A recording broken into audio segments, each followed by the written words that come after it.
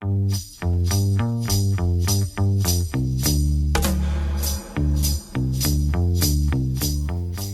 días, mi nombre es Alba Agudo y bienvenidos a una nueva edición de CTV, Colegio Estudiantes Televisión.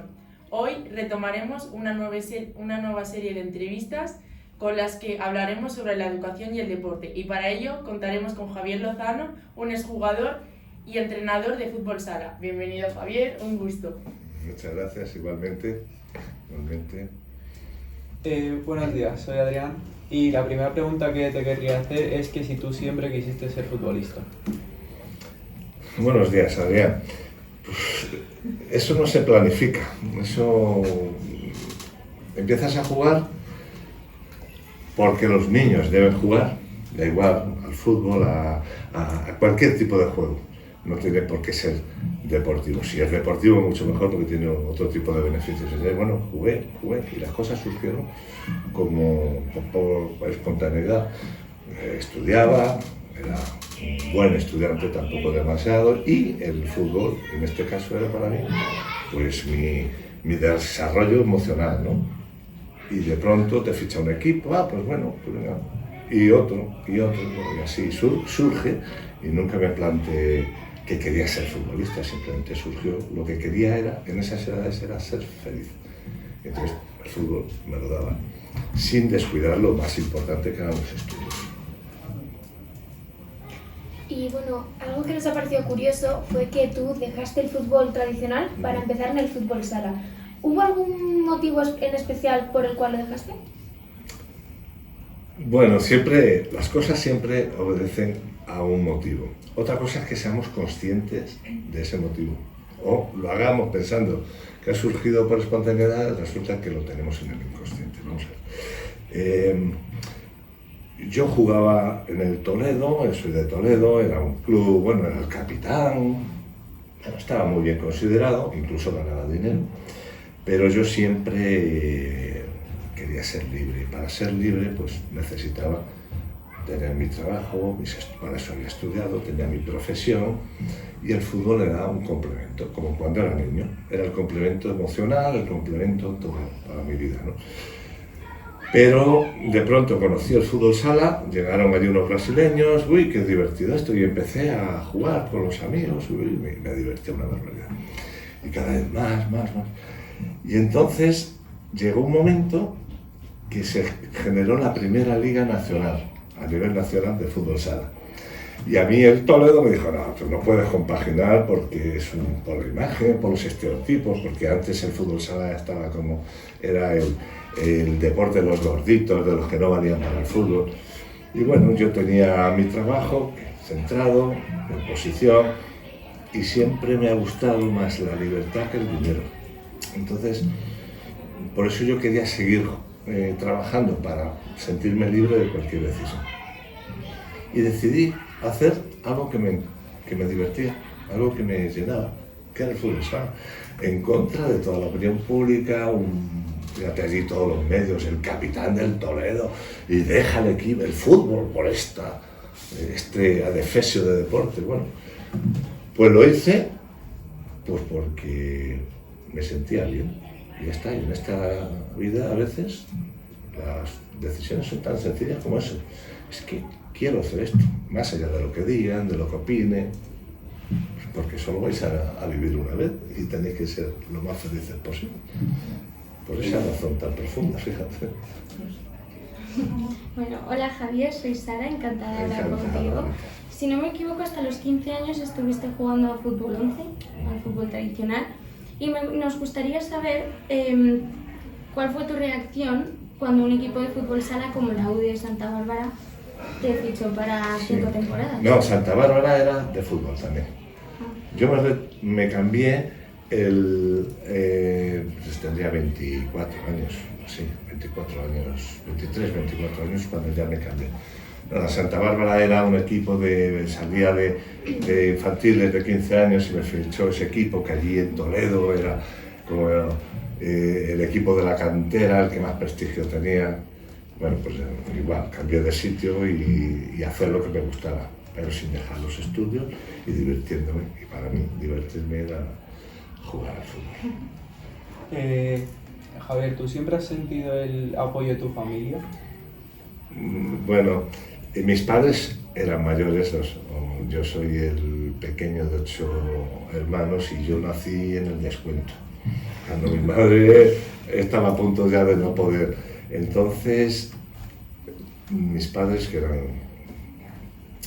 eran amantes de la libertad, ellos siempre me decían: Javier, las obligaciones lo primero, y luego haz lo que creas oportuno. No hagas daño a nadie, no te hagas daño a ti, pero haz lo que te dé la gana. Y entonces ellos jamás, yo les tendría que informar a ellos. Pues me parece muy bien. ¿Tú estás contento? Sí, pues vale. Pero siempre me decían: las obligaciones lo primero, y luego haz lo que tú creas conveniente, que te haga feliz. Es un consejo muy sabio, a pesar de ser mayores, pero bueno, a veces la edad te da una sabiduría que no te dan ni las aulas, ni los títulos, ni nada de eso. Bueno, pues sabemos que una carrera deportiva es difícil ya de por sí. ¿Cómo fue compaginar tus estudios con la carrera deportiva? Pues organización, no es tan difícil, de verdad. Es organización, nada más. Y sobre todo ser muy eficientes con el tiempo. Hoy día, y lo veo por mi hija, tenemos demasiadas distracciones, se pierde mucho la atención. Y ese consejo que me daban mis padres, que decían: la obligación primero y luego la devoción. En definitiva, significaba: cuando hagas una cosa, solo esa cosa. Sé eficiente todo el tiempo, concéntrate, y luego ya haces otra, pero no empieces a mezclar, a saltar de uno en otro, porque al final no haces nada. Y entonces, pues al final se puede con todo. Yo conozco incluso muchos casos que son mucho más loables que el mío. El mío es de una persona normal, pero yo conozco chicos que han tenido una dificultad tremenda y han tenido que incluso hacían deporte, compañeros míos, tenían que trabajar para pagarse los estudios porque sus padres no podían, y luego además hacían deporte y eran muy buenos deportistas. Y ahora él perdía muy poquito tiempo, porque al final te das cuenta que el día son 24 horas y quitando unas horas de descanso, bien organizados, te da tiempo a todo. Es verdad que hay que hacer renuncias, pero a todo eso que renunciáis no es importante, porque no te acuerdas de ello en 2 meses. Y las cosas importantes en las que invertís, que son los estudios, el trabajo, el deporte, que el deporte no es solo hacer algo físico, es relacionarte con los compañeros, es aprender el respeto hacia los rivales, hacia el árbitro, y también tiene una enseñanza muy importante para todos, y es a saber invertir o posponer el éxito, es decir, trabajar duro sabiendo que el éxito va a llegar al final del camino, a no frustrarte porque las cosas no salgan bien. Te enseña muchas cosas muy interesantes para el desarrollo personal. Entonces, vuelvo a insistir, a veces, si hay que salir de fiesta, pues sales una vez a la semana, porque el resto estás en periodo de invertir en ti, para luego darte las gracias por haber hecho esos sacrificios de cosas que son insignificantes. Y ya te lo digo con el paso de los años, claro, con la experiencia. Sí, bueno, nos acabas de comentar que te ha enseñado toda esta experiencia a manejar mejor el tiempo y demás. ¿Hay alguna otra enseñanza que te haya ido dejando la vida con los años? Muchas. La vida es el mejor escultor que hay de todo. Porque si eres listo y aprendes, porque hay gente que sigue cometiendo el mismo error porque es tonto, entonces repite, pero cuando tengáis un error, una frustración, cualquier cosa que os salga mal, en vez de fustigaros y daros que os castigáis, que os machacáis, esto lo sé por mi hija, y todo el día, es que soy un desastre, es que no valgo para nada. No, tenéis que dar gracias porque os habéis dado cuenta y es una experiencia de aprendizaje, porque los errores son experiencias de aprendizaje. Si tú eres capaz de aprender, ya no lo vas a cometer, por lo tanto tú has crecido. Y os cuento una anécdota muy importante, para que veáis esta idiotez que puede parecer de aprender de los errores. nosotros jugamos una final del Campeonato del Mundo en 1996, yo era seleccionador. Contra Brasil, 19.000 personas en el Palau Sant Jordi, televisiones, todos los medios, estábamos súper excitados. Y ese partido lo perdí yo. Yo, no los jugadores, yo. ¿Sabéis por qué? Porque tenía tanta emoción, tanta ansiedad, tantas ganas, que no pude controlar mis emociones. Entonces generé ansiedad, protestar desde el minuto 1, generé mucho nerviosismo entre los jugadores, y cuando tienes ansiedad te precipitas, protestas, te sales del partido. Perdimos y fue un drama.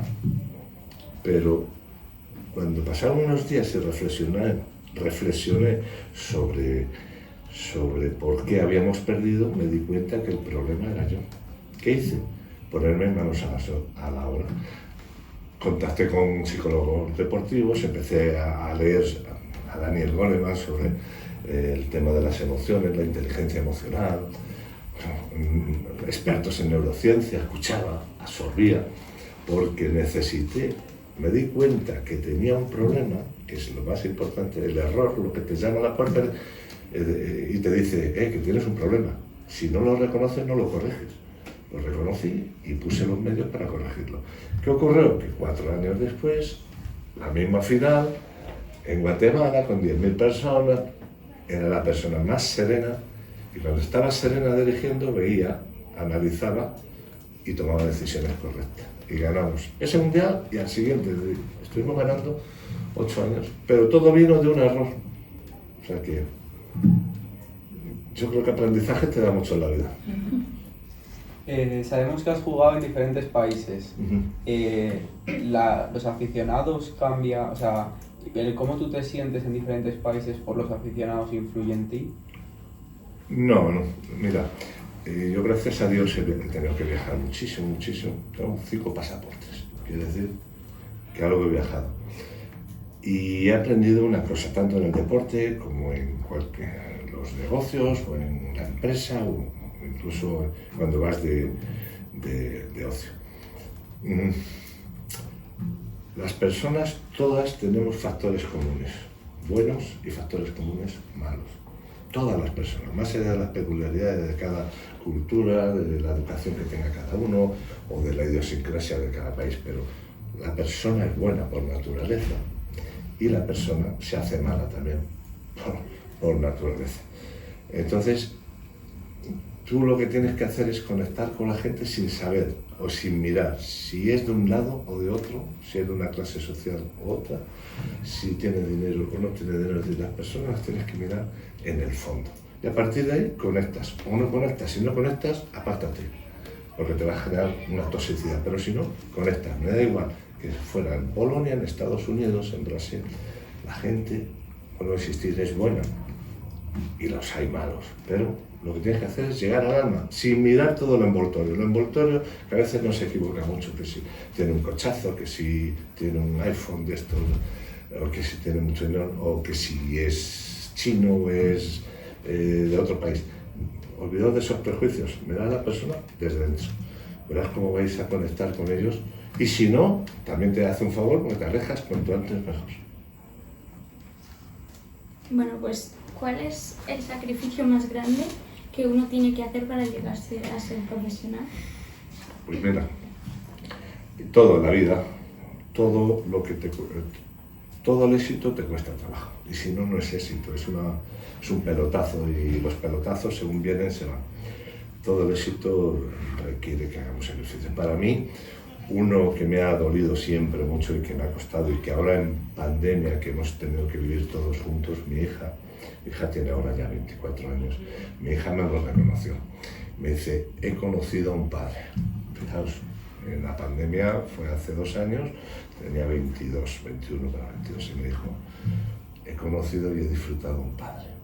Posiblemente mi mayor sacrificio, que no sé si merece la pena, nunca se sabrá, es haber renunciado a estar mucho más tiempo con mi hija. Por además, yo que vengo de magisterio, la podía haber ayudado mucho más, la he echado una mano, pero siempre con 1000 problemas en la cabeza y con la maleta que venía, siempre estaba viajando.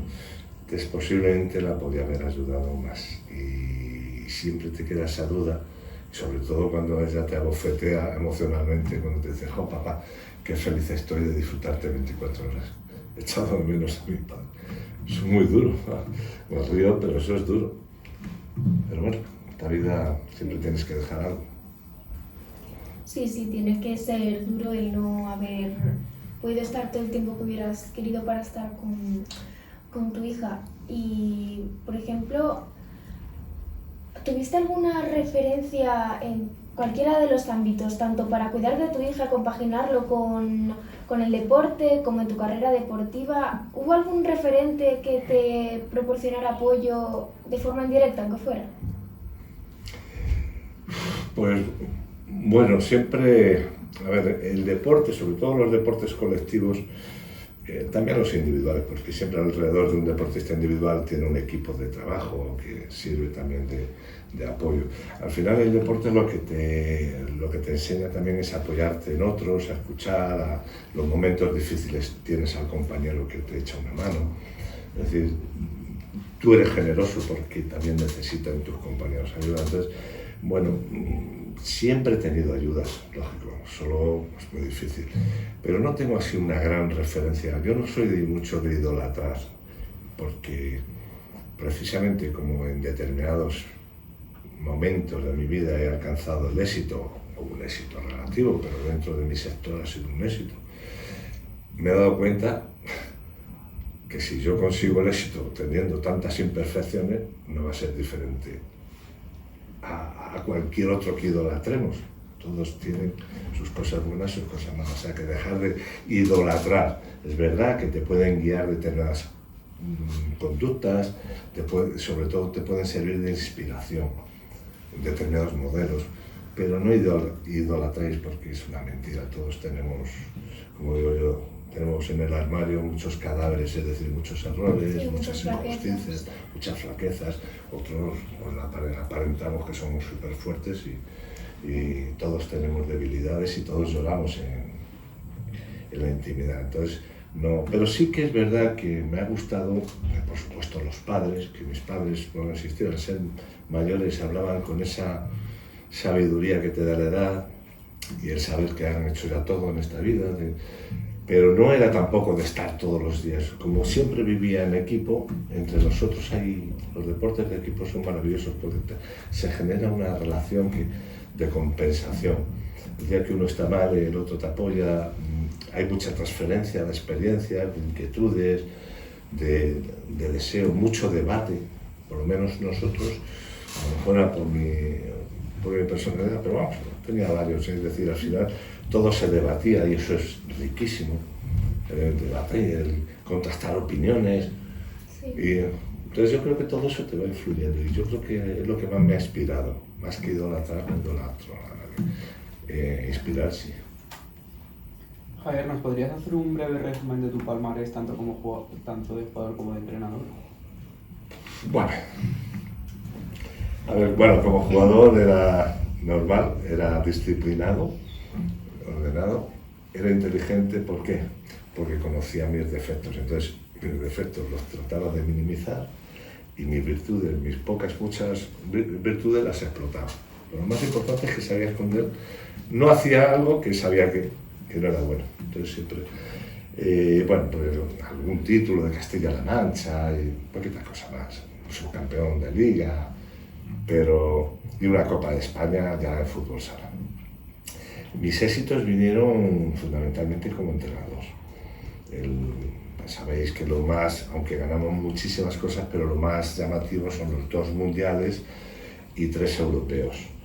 Y bueno, luego tuve experiencias muy buenas, como fue acompañar en la selección de fútbol en el Mundial de Corea y Japón en 2002.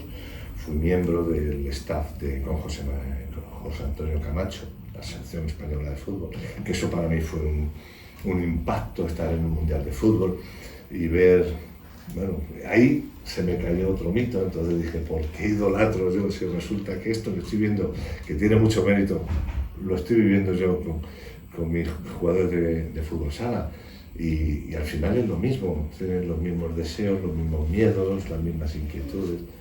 Entonces, Bueno, y fundamentalmente eso. Luego también estuve en el Real Madrid, que fue una experiencia vital, no tenía títulos, pero sí que estuve con el primer equipo, gestionando el primer equipo, una función, el director de primer equipo, y luego estuve en la cantera.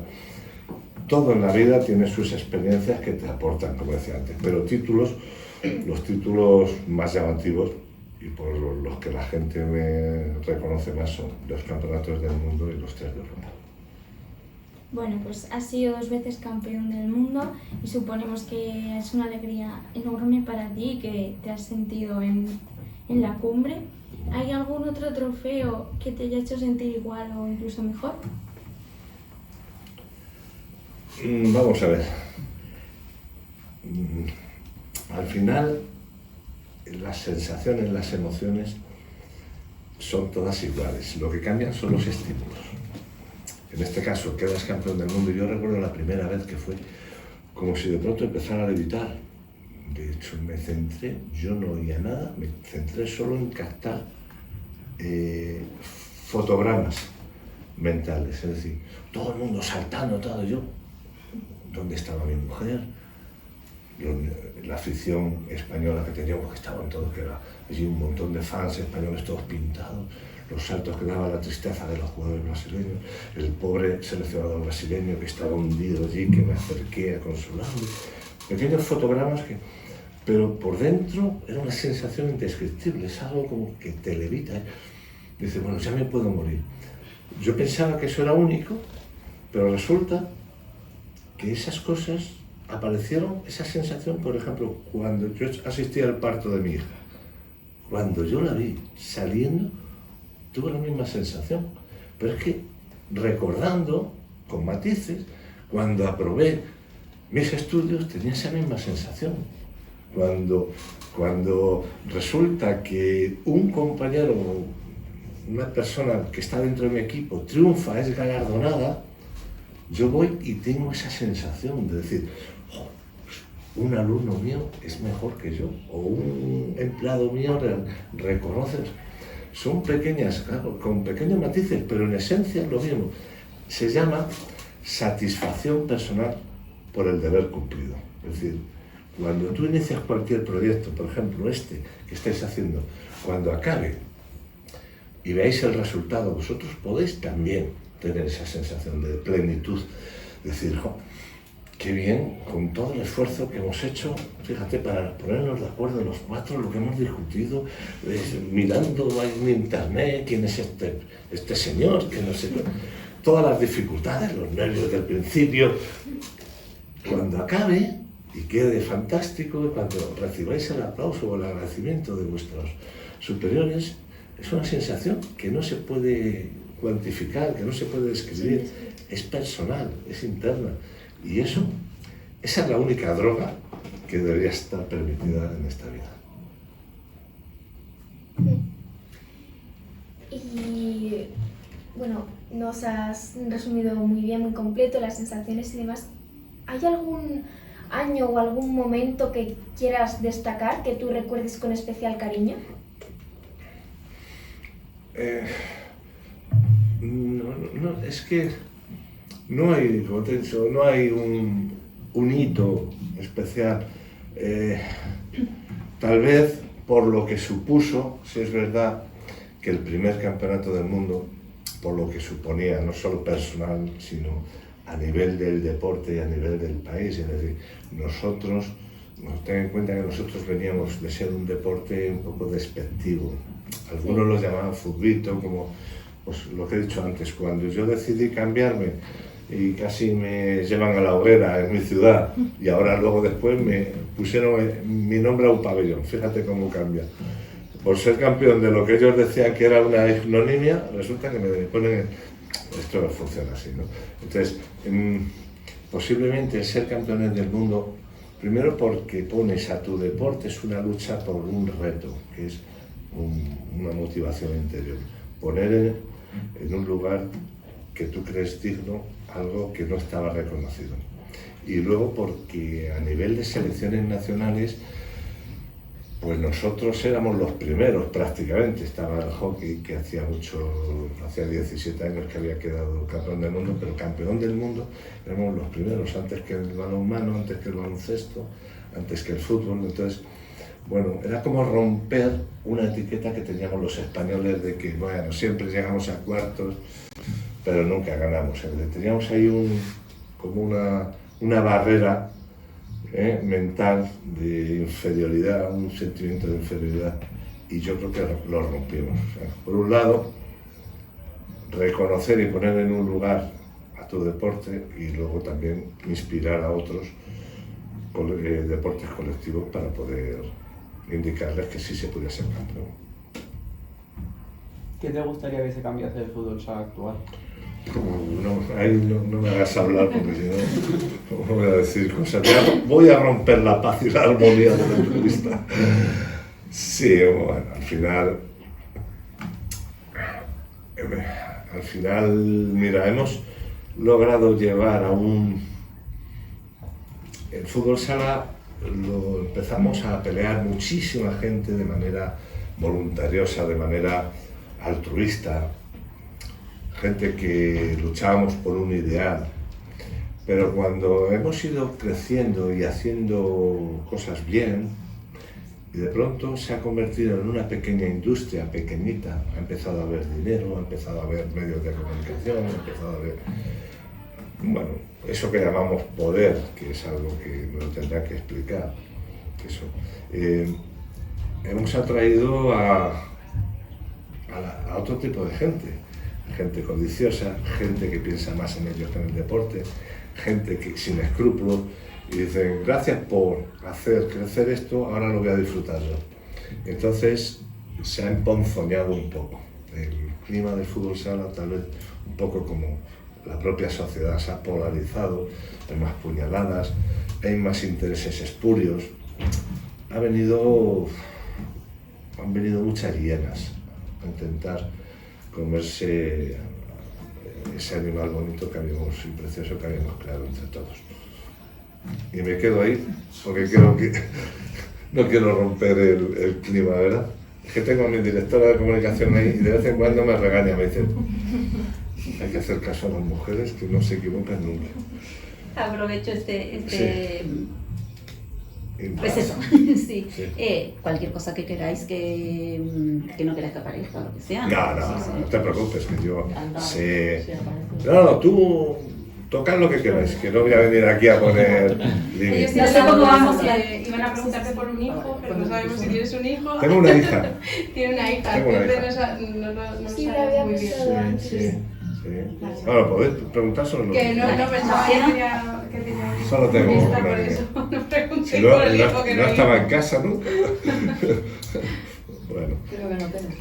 ¿Os quedan muchas preguntas pendientes? ¿Queréis hacer alguna pregunta más, chicos? ¿O vamos terminando un poco? Un poco para saber quién Va a hacer el cierre. va a hacer la última pregunta para que Alba sepa cuando... Yo ¿Cómo iba a hacer cierro? una última pregunta. Muchas gracias. Como a ti te salga. Claro, tú eres claro. ¿Y cómo es? Y os esperamos en la Bienvenidos próxima, Hasta la próxima edición. hasta la nueva edición. todo normal. Tú como si estuvieras con tus coleguitas ahí en el pub ese del sábado. Dices, seguro que allí, lo sé por mi hija, que era súper tímida en estas cosas, y luego un día Cambiamos mucho. que la veo ahí en su entorno, digo, pues no sé hablar de maravillas.